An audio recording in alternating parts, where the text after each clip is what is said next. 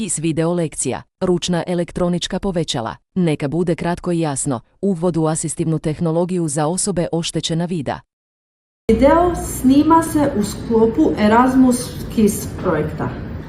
Pozdrav svima, moje ime je Ivana Mitar, ja sam dopredsjednica Županijske udruge Slijepi Split, imam plavu kosu, danas nosim bijelu majicu i plave traperice. Danas ću vam pokazati kako se koriste ručna elektronska povećala. Prvo povećalo koje ću vam danas pokazati je Luki HD5 koji izgleda poput mobitela. Nešto su veće dimenzije nego mobitela. S prednje strane ima ekran, nema niti jednu tipku, već se koristi na touch. Sa stražnje strane on ima malu polugicu, odnosno ručku koju možete namještati kako vam odgovara ovisno o položaju papira. I kada se on upali, sada ćete vidjeti kako to izgleda, svijetli jer se sa stražnje strane nalazi i kamera koja se postavlja na papir. Postavim ga na papir. Uz pomoć touch ekrana mogu povećavati i smanjivati veličinu slova. Da bi ja uspjela pročitati, potrebna su mi velika slova. Ustanove za zapošljavanje osoba s invaliditetom. Sad, kada krenem na tekst, nekim osobama ne odgovara kontrast koji sam ja izabrala, pa možemo i mijenjati kontrast. Evo ga, na primjer, bijela slova, crna podloga. Zatim, može biti crna slova, bijela podloga, žuta slova, crna podloga i ostale kombinacije. Sve ovisi o ostatku vida, svjetlosti i kvaliteti printanog materijala. Meni osobno najviše odgovara originalna postavka, tako da mogu onda sebi namjestiti veličinu, kontrast. Osim toga, ovaj uređaj može se smanjivati i povećavati svjetlina.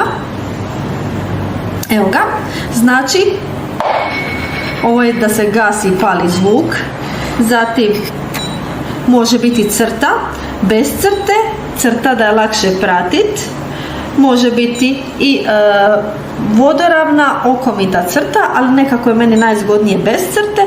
I kao što sam spomenula, svjetlina, znači slabo svjetlo, sve jače, jače i najjače što meni odgovara. I čita se na način da pratite red po red.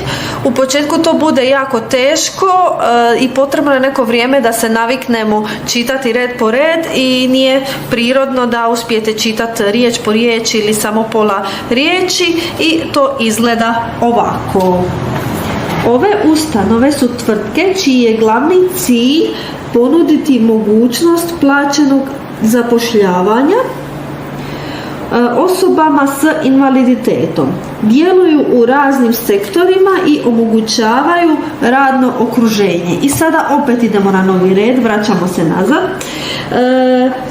Krojeno prema definiranim potrebama zaposlenika. I tu je red gotov. I moram opet pomicati povećalo i tako dalje.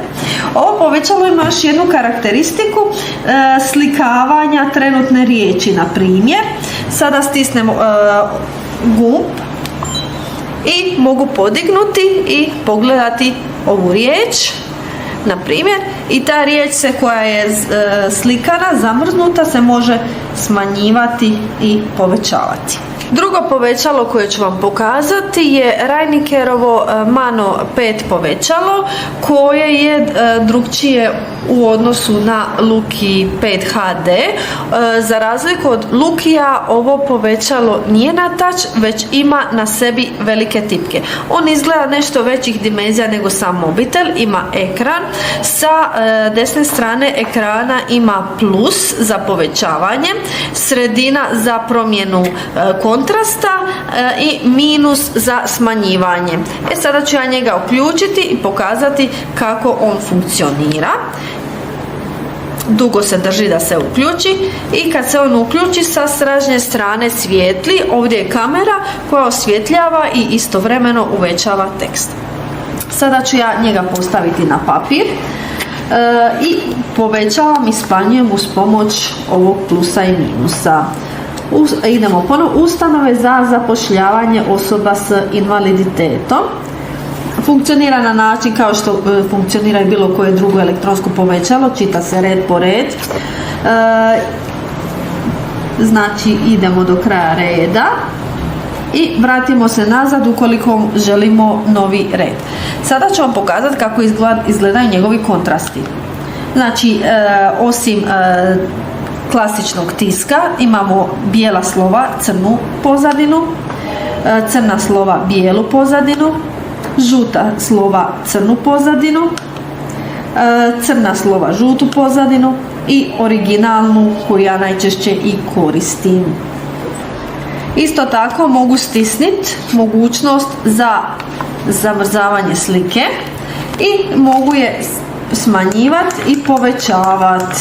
Sada stoji kako je i ona je slika zamrznuta. Razlika između Lukija HD5 i Reinikerova Mano 5, pa sve ovisi. Ovo ima HD ekran dok ovaj nema. Međutim, osobe trebaju isprobati, testirati povećala kako bi se odlučila koje povećalo žele koristiti, odnosno koje im je bolje. Slične su performanse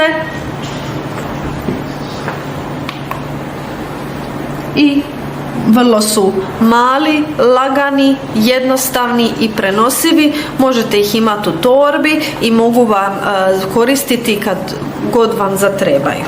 Čisto radi usporedbe koliko može povećati obična lupa u odnosu na ručna elektronska povećala, znači rezultati su neusporedivi. Hvala što ste gledali ovaj video. Ukoliko imate pitanja, rado ćemo odgovoriti na njih u komentarima ili na kontakt podatke koje ćemo ostaviti u opisu videa. Pratite nas i dalje i naučite zajedno s nama još više o asistivnoj tehnologiji. Pozdrav! KISS, Intro to Ad for VIPs. Neka bude kratko i jasno, uvod u asistivnu tehnologiju za osobe oštećena vida. Ovo je Erasmus Plus K210, ADU projekt koji financira Europska unija. Međutim, izražena stajališta i mišljenja isključivo su autorova i ne odražavaju nužno stajališta Europske unije ili AMPEU-a, Agencija za mobilnost i programe EU, niti su Europska unija i AMPEU odgovorni za njih.